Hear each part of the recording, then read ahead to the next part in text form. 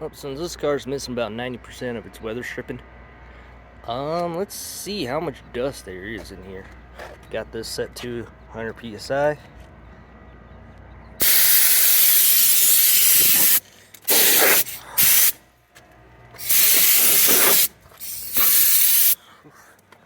Try the back seat.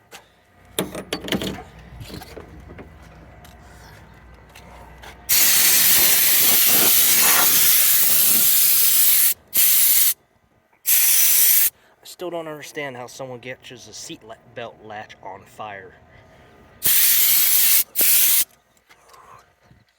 Ooh, that one dusty.